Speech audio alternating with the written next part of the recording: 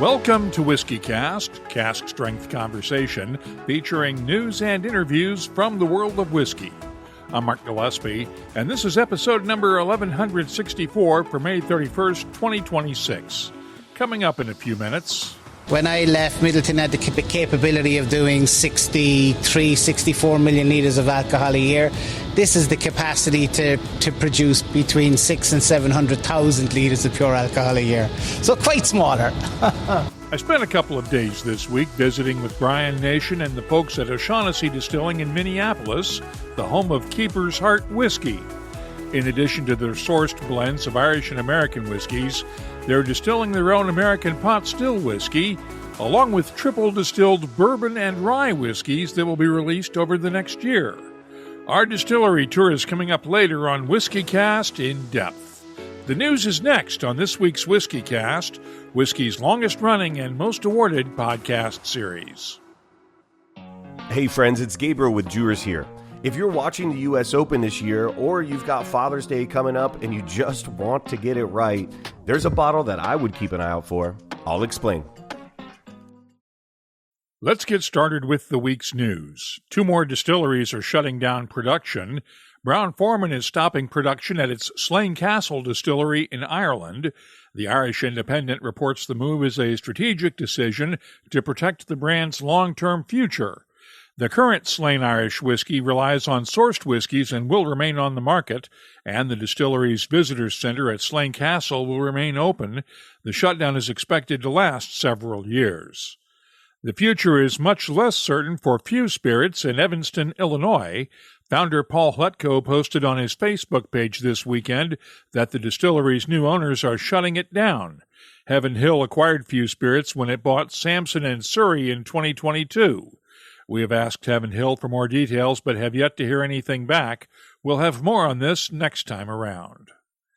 The federal judge overseeing Uncle Nearest's receivership finally ruled this week. Not only will the troubled whiskey maker remain under receivership, but that receivership is being expanded to include founder Fawn Weaver's Grant Sidney Holding Company. Weaver used Grant Sidney to hide a $20 million loan from Jay-Z and other investors to Uncle Nearest. The goal was to keep it from being seized by Farm Credit Mid-America, the bank that's holding more than $100 million of outstanding loans to Uncle Nearest. Judge Philip Atchley found that Uncle Nearest is insolvent and owes around $208 million to Farm Credit, Jay-Z's Tennessee-based corporation, and other debts. He noted receiver Philip Young tried to sell 10,000 barrels of Uncle Nearest whiskey for $1,000 each, but only received one offer to buy several hundred barrels for $400 apiece. Uncle Nearest may be in more trouble. Philip Young told the court he's hired a law firm specializing in white-collar crime to represent Uncle Nearest in responding to a federal investigation. The filing did not say which agency is involved or what type of investigation is being conducted. It's known that Uncle Nearest owes back taxes to the federal government, along with various unpaid state taxes. In other news, a Kentucky distillery is being put up for auction. Garrett County Distilling Company will be put up for sale in the next 90 days after a court ordered the auction. It's likely to be a formality. Sazerac bought the distillery's $28 million in outstanding loans earlier this year and has said it plans to bid on the distillery. Any other buyer's bid would pay Sazerac off first. The company has not said what it plans to do with the distillery. Former Suntory Holdings CEO Takeshi Ninami will not face criminal charges in Japan for allegedly importing illegal supplements containing THC. Prosecutors told the Jiji Press they decided not to indict Ninami after examining the evidence against him. Ninami stepped down at Suntory last September after police began their investigation. He had been Suntory's CEO since 2014. Now for some positive news. Bonhams set a new benchmark this weekend in Hong Kong with a new record price for a bottle of Japanese whiskey. A Yamazaki 50-year-old single malt created for Nagoya's Club Natsume sold for $1,050,000. In addition, a 52-year-old Kurosawa bottling sold for $797,000. Both bottles nearly doubled their pre-sale estimates. Bardstown Bourbon Company and Japan's Mars Distilleries are teaming up on an unusual collaboration. Mars sent single malt from two of its distilleries to Bardstown, where they were blended into barrels containing aging bourbon. The whiskeys were allowed to mature for a year before bottling. The Distillery Reserve Mars Single Malt Japanese Blend is available now at Bardstown Bourbon's Distillery Shop and its Louisville Tasting Room for $99.99 a bottle. By the way the reverse is being done, Bardstown also shipped mature bourbon to Mars's Sunuki Distillery, where it's been blended with the distillery's own single malt. Other new whiskeys announced this week. The Macallan has introduced the Romantica collection, an homage to the legendary Macallan 1926. It was bottled 40 years ago in 1986 when this whiskey was being distilled. The whiskey comes from a single sherry-seasoned cask, and the artists who designed labels for the Macallan 1926 have designed new labels for the collection. Sir Peter Blake, Valerio Adami, and Michael Dillon will each be featured on 86 bottles of the release. No word on pricing. Scotland's Eden Mill Distillery has unveiled Distiller's Cask Release No. 1, a lightly peated single malt matured in an ex-Amarone red wine cask. Head distiller Scott Ferguson selected the cask, which reminds him of summer beach bonfires in St. Andrews. 311 bottles are available through the distillery's shop for £115 apiece. Necknean Distillery is out with the fifth release in its Huntress series, which uses different types of yeasts to get different flavors in the whiskey. This one is called Malted Tea Cake and uses Belgian ale yeast. 4,500 bottles are available worldwide, with pricing at $120 a bottle. Texas's Garrison Brothers Distillery is releasing two new bourbons in its Ranch Reserve series. The whiskeys are finished in PX Sherry and Oloroso Sherry casks and were matured for 8 years. They'll be available at the distillery starting June 27th and then at retailers for $149.99 a bottle. Michter's has a new release of its classic 10-year-old rye coming to a retailer near you. It'll be priced at $210 a bottle. Barrel Craft Spirits has its annual cask strength release coming out. This whiskey blends vintage bourbons from Kentucky, Maryland, Tennessee, and Indiana, and is bottled at 58.5% ABV. It's batch number 38 and carries a special red, white, and blue label for America's 250th anniversary. It's priced at $85 a bottle. Proof and Wood Spirits is releasing a 13-year-old version of its Tumblin' Dice Rye whiskey. It's based on MGP's classic 95% rye mash bill and follows up on the 11-year-old Tumblin' Dice being awarded Best Single Barrel Rye honors in this year's World Whiskies Awards. It'll be available at select retailers. There's no word on pricing. And finally, Master Blender Nancy Fraley is retiring from her role at Joseph Magnus Bourbon. She'll assume the title of Master Blender Emerita while transitioning to head distiller Will Fabry, who has worked under Nancy for the last 7 years. She'll continue to work for other consulting clients, including Still Austin in Texas. Congratulations, Nancy. You can keep up on the latest whiskey news all week long at whiskycast.com and in the WhiskyCast community app.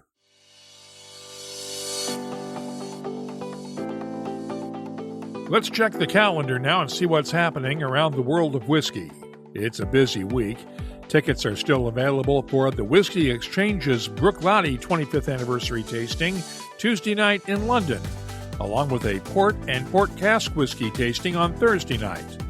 Whiskey Live Dublin is this Friday and Saturday at Dublin's RDS Hall, and the Fraser History Museum in Louisville hosts Bourbon Hall of Famer Craig Beam for a Jackson Purchase bourbon tasting on Friday night as well. Whiskey in Leiden is this Saturday in Leiden, the Netherlands. The St. Augustine Distillery in St. Augustine, Florida has a Stave and Thief Society Executive Bourbon Steward course on Sunday. Dundee's Whiskey Festival is coming up on the 13th in Dundee, Scotland, and National Bourbon Week gets underway on the 14th and runs through the 21st in Bardstown, Kentucky. If you're organizing a whiskey event, let us know about it. We'll add it to the calendars at whiskycast.com and in the WhiskyCast community app. Every year, we've been releasing a Dewar's 19-year-old Champions Edition alongside the U.S. Open, a limited release whiskey that's directly tied to the tournament. Now, 19 years is not a number you see every day on a bottle of whiskey, but in golf it kind of makes sense. The 19th hole, that round after the round, where the stories usually are a little better than some folks' scorecards. This year, the championship's at Shinnecock Hills in Long Island, and instead of just putting that on the label and calling it a day, we build it into the whiskey. After 19 years of maturation, this whiskey's finished in Cabernet Franc wine casks from Wolfer Estate, right there on Long Island. So there's a real connection to the place, not just in name, but in the liquid itself. On the palate, you'll get some of that red fruit, with a bit of floral lift and a touch of spice from the higher ABV, but it still drinks like Dewar's. Honeyed, soft oak, balanced, nothing is out of place. It also lands right around Father's Day, making it an easy gift. Limited release, once a year, with Shinnecock Hills on the bottle. Great for golf fans, but just really a well-made whiskey. Keep an eye out for it. Copyright 2026, Dewar's is a trademark. Imported by John Dewar & Sons Company, Coral Gables, Florida. Blended Scotch whiskey, 43% alcohol by volume. WhiskyCast In-Depth is brought to you by Glendalough Irish Whiskey. O'Shaughnessy Distilling in Minneapolis, Minnesota is the home of Keeper's Heart Irish plus American whiskeys. They started out blending Irish single pot still and grain whiskeys with American rye several years ago and have been transparent about their sources, Great Northern Distillery for the Irish components and MGP for the rye. They added an Irish plus bourbon whiskey a couple of years ago, and earlier this year they released their first whiskey distilled in-house, a triple-distilled American pot still whiskey. They've got the right distiller for the job. Brian Nation was the master distiller at Midleton Distillery in Ireland before leaving 5 years ago to move to Minneapolis. He's also working on triple-distilled pot still bourbon and rye whiskeys that will be released over the next year or so. I visited Brian this week and toured the distillery. Welcome to our brew house. So this is the first step in our facility. As you saw on the way in, we have outdoor grain silos that feed our grain into a 4-roller mill. And there the grains that we use is either malted barley, unmalted barley. We use corn and we also use rye. And they go through this 4-roller mill, producing a grist, which we transfer into our mash cooker, which is the vessel you see over here. This vessel has internal cooling coils and it has direct steam injection. So here we actually add our grist, our water, and then some natural enzymes where we allow the actual breakdown of the starch into fermentable sugars. And then we have two options after that. Is one, we can actually send it forward to a lauter tun, which is what we would do when we're using a malted and unmalted barley mash. And we actually separate the grain from the liquid, and the liquid only goes forward to the fermenters. But then we can also, if we're using, a corn mash for a bourbon or a rye mash for a rye, we actually don't use the lauter tun because you won't be able to separate those liquids from grains anyway. So we send it with the mash forward into the fermenter. And obviously our yeast gets added in our fermenter, and our fermentation process can take anywhere from 56 to 72 hours. And then ultimately, once the fermentation is complete, we're ready to transfer to our distillation process, which is in the room next door. Okay. So, let's move forward to the room next door. How big is this compared to what you had at Midleton? It's about it's a fraction, even a very, very small fraction of what was there. When you consider in Midleton, when I left, Midleton had the capability of doing 64 million litres of alcohol a year. This is the capacity to produce between 600,000 and 700,000 litres of pure alcohol a year. So quite smaller. So as you see, as we pass, we've got our distiller's office, we've got our laboratory where we do all of our testing, and then we come to our distillery part, This is split into two kind of sections. One is where we actually do all of our self-distillation for our triple copper pot distillations. So we've three, as you see, three magnificent pots here, a wash still, a faint still and a spirit still. And then if you look over further here, we also have a continuous beer column with a doubler, and that doubler was originally a batch doubler, but we transformed it into a continuous doubler. And we do also have the capabilities of producing grain neutral spirits through this bigger column here that you can see on the right hand side, and then we also have the capability of producing a gin. So we've got a lot of functional capabilities within this distillery here, but our main focus for our own self distillation is on our triple copper pot distillation. And effectively here what happens is the fermented wash, be it a liquid only or a grains only, gets transferred across into the first still, which is known as the wash still. Here we're not discriminating against any flavours at this point. We're trying to remove all alcohol and flavour from the fermented wash. And we produce an intermediate component that we call low wines. And that effectively comes up through the swan neck as a vapour down the line arm, and then gets condensed in our condenser and collected through our spirit safe into our component vessel, which sits underneath here. These low wines, once collected, get transferred forward to the second distillation known as the faint still. And here we do begin to discriminate against the final distillate we want in our spirit still. So what we do here is we take both a strong faints cut and a weak faints cut. The strong faints cut is only what goes forward to the spirit still, but the weak faints cut gets recycled back into the faint still with the next batch of low wines from the wash still coming forward. That recycling has two main functions. From a quality point of view, it allows repeatability and consistency of flavour. Obviously, from an efficiency point of view, it allows you to recover as much alcohol as you possibly can. So the strong faints coming forward then goes to our spirit still, and here is where our final distillation takes place. We do a 4 shots or 4 shots cut or a heads cut. We do a centre cut, and then we do a faints cut or tails cut.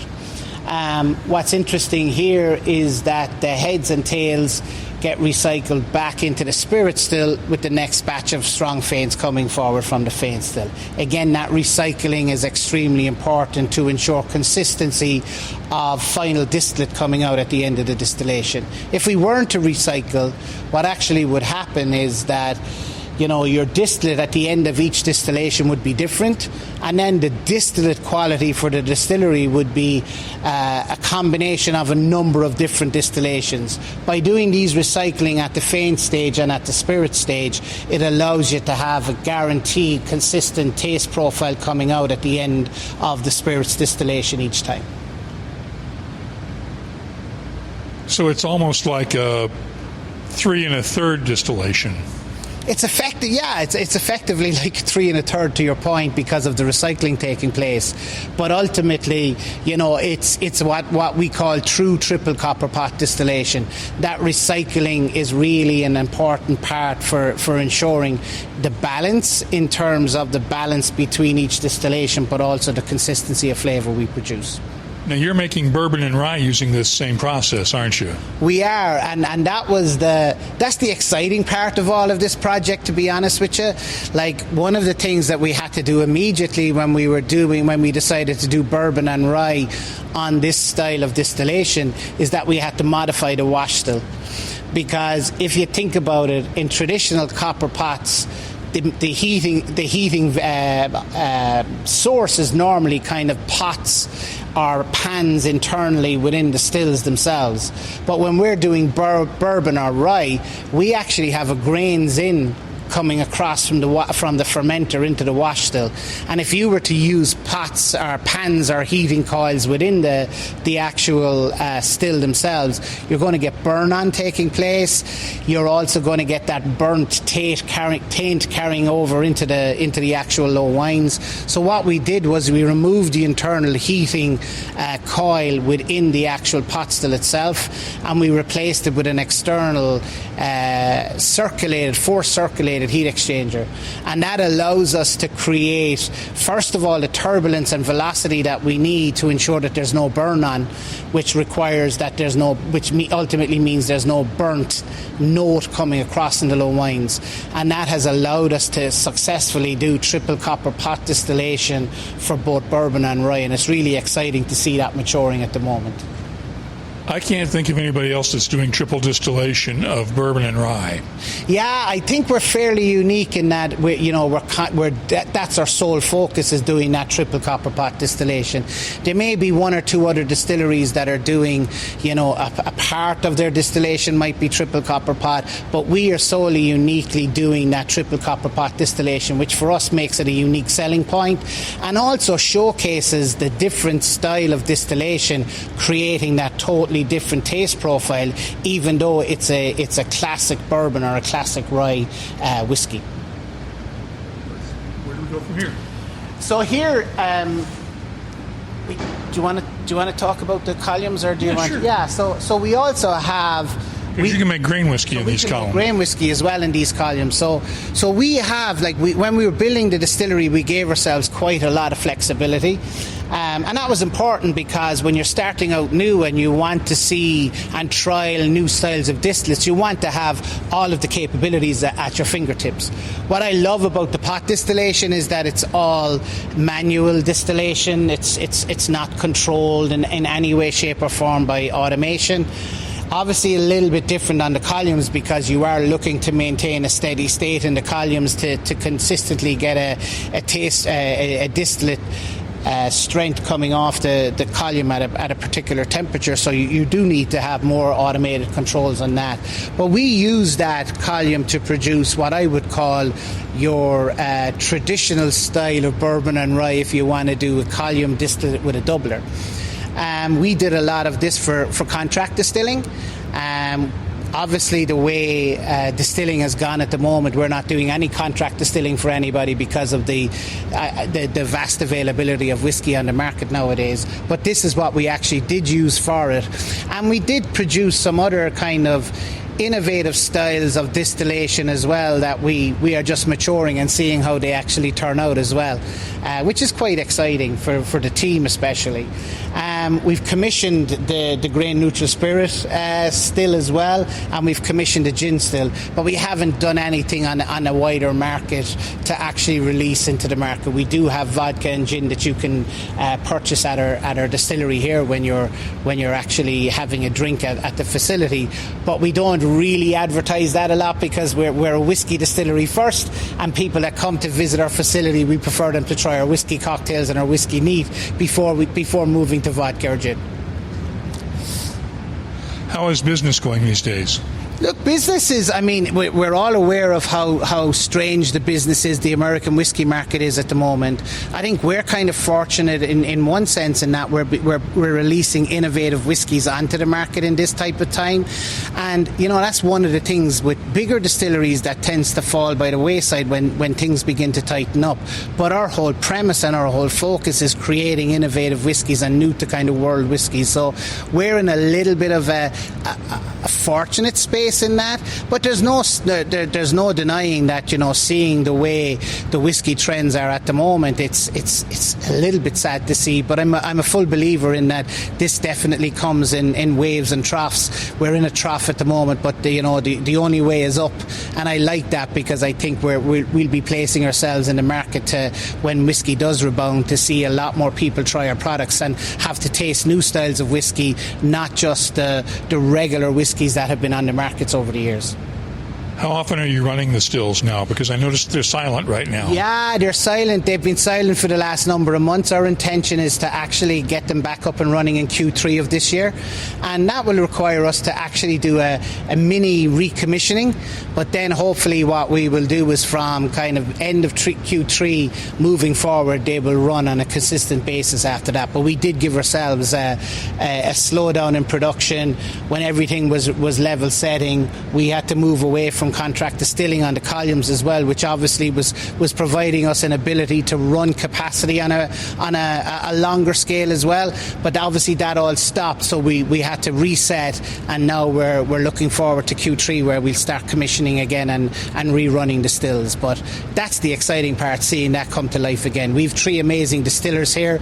We have Chris Silber, Kate Douglas and Jeff Midleton. They're currently operating the bottling lines for us at the moment, but they are at the ready to get going again and ready to continue distilling, which obviously will be exciting for them again by the time Q3 comes around. How many visitors do you get through here in a year? It's interesting. We probably in the region of about 140 to 160,000 people come through the distillery a year, and that's between, we'll say, doing tours but also visiting the hospitality.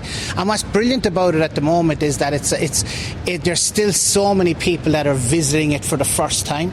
And that's the beauty of having a brand home like this, is that our intention of anybody that comes through these doors becomes an ambassador for the brand of Keeper's Heart.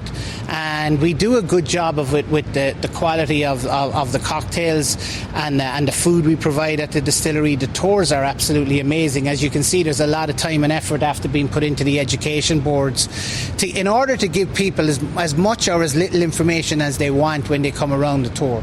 The number one point for us is, yes, as much education as they want, but we want them to have an enjoyable time here, have a bit of fun, have a nice tasting of our whiskey, and to leave here thinking, yeah, this is a brand that I'm going to remember, and when I'm out in the market I'm going to look for it and see where I can get it. And that's the whole premise of having this brand home. And we you know, as successful as we have of being and launching this brand home and growing this brand home, we still have a lot of work to do. We have a lot of people to still get through it, even from the Minnesota area.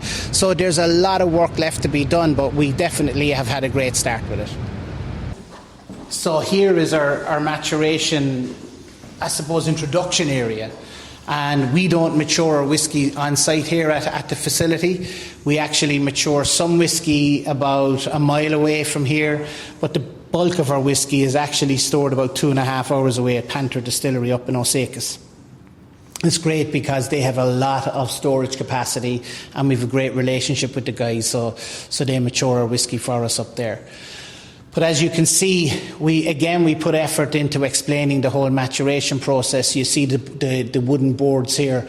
And it's fair to say I took a lot of, the learnings I had from Midleton in terms of that experience for people, but also David Perkins and the experience he had from his High West distillery. We kind of took an amalgamation of both of those experiences, plus the number of distilleries that the O'Shaughnessy family actually went and visited and took lovely ideas from in Kentucky area to try and bring the best of all of these together to create that unique experience. So you can see we've got the introductory boards talking through the raising of a barrel, talking through what actually happens during maturation, and then the different types of barrels that we actually mature in or play around with. And then, you get into a deeper insight by when you pull back the boards, you see the different levels of maturation or barrel charring that you can do, and also the impact of virgin American oak charring, as well as seeing the actual impact of that char after maturing whiskey in a barrel. And you can see the degradation of the char, you can see the whiskey line. So it's very educational for people who want to get in an in-depth information and understanding of what goes on when whiskey goes into a barrel.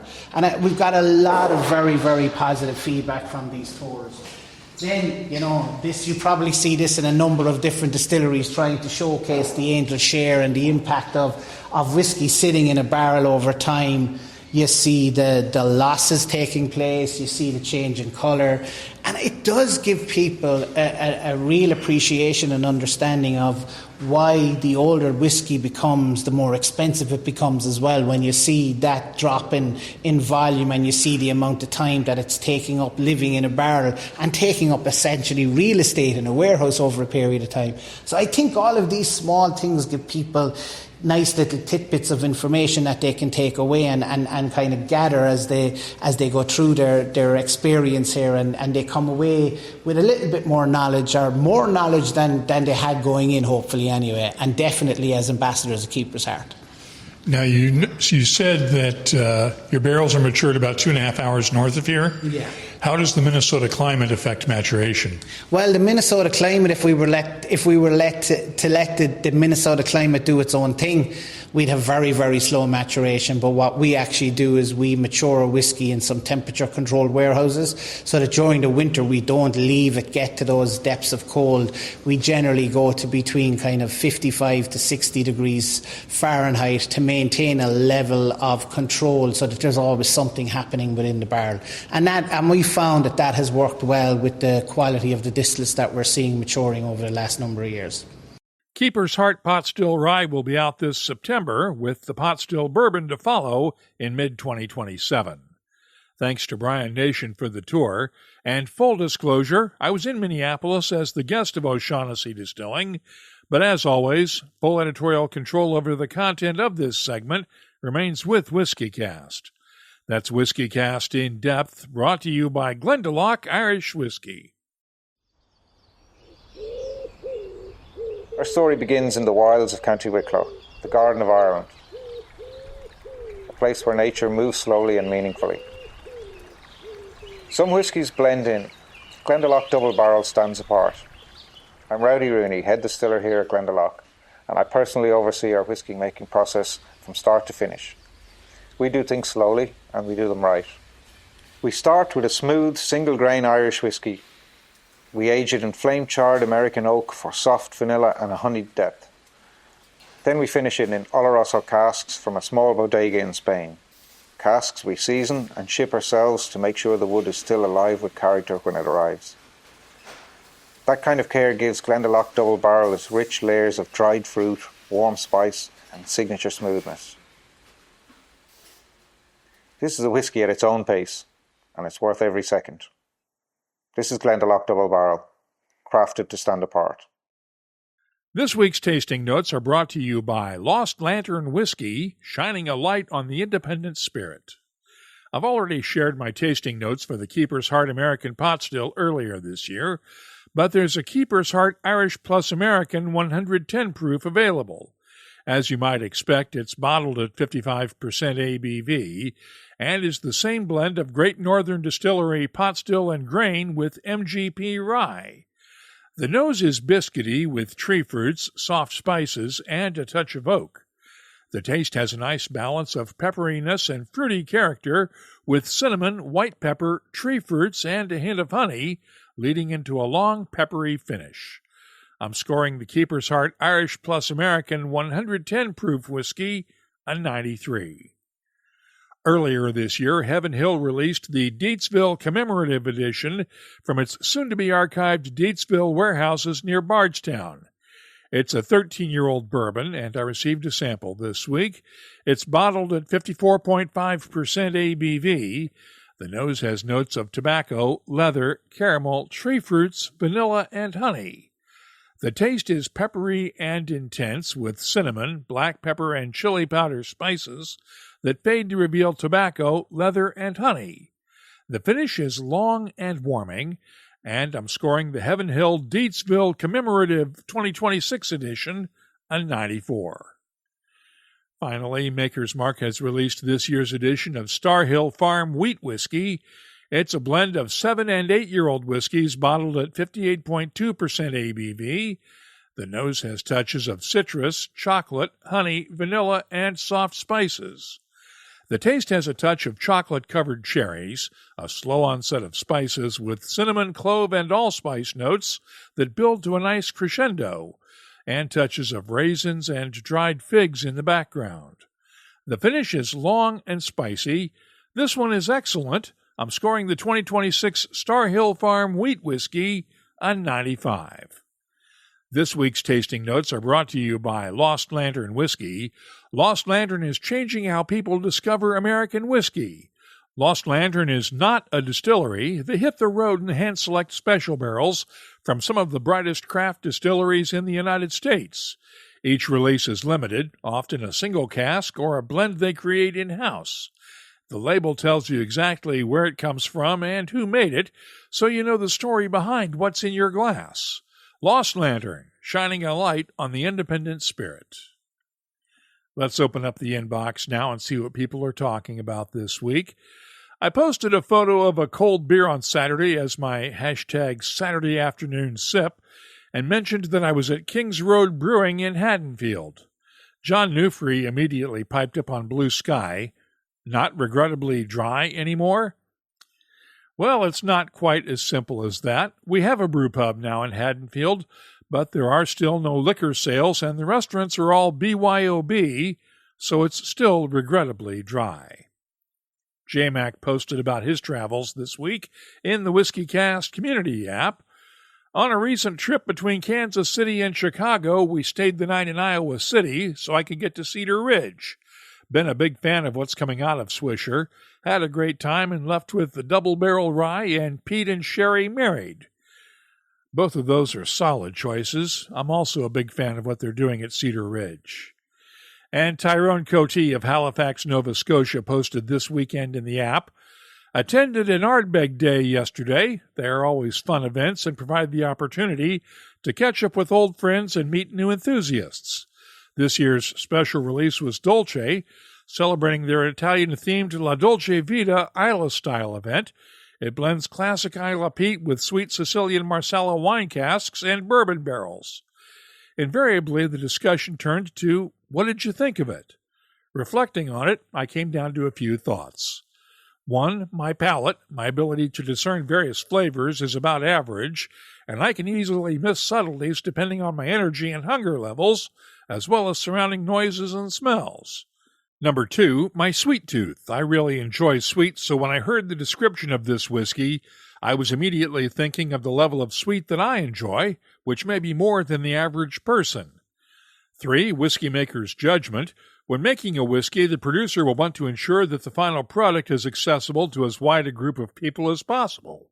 That may mean subtle rather than overly strong finishes. 4, the Ardbeg 10 is a fantastic whiskey. This sets a high bar for any other Ardbeg to reach. Overall, I found the Dolce to be a good whiskey that is a bit toned down from a typical Ardbeg, but perhaps that's more a compliment on how great the 10-year-old is than a condemnation of this whiskey. Thanks for the review, Tyrone. I also liked the Ardbeg Dolce when I tasted it a couple of weeks ago. If you have something you'd like to share with whiskey lovers from all over the world, download the free WhiskyCast community app from your app store and join the conversation. You can also find us on social media. Look for WhiskyCast on X, Blue Sky, Threads, Instagram, and Facebook. Our email address is comments@whiskycast.com.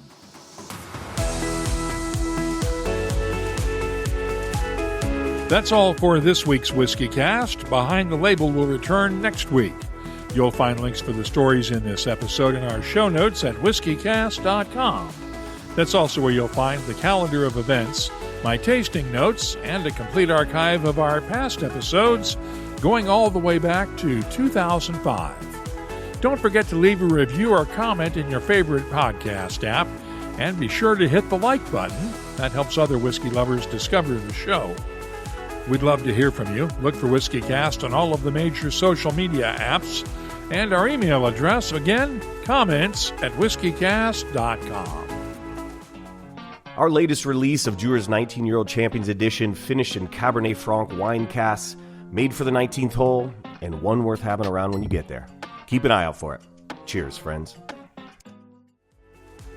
WhiskyCast is a production of Cask Strength Media, copyright 2026.